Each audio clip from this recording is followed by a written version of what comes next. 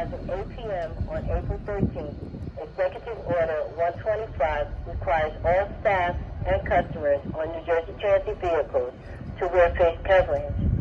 This requirement does not apply to children under 2 years old.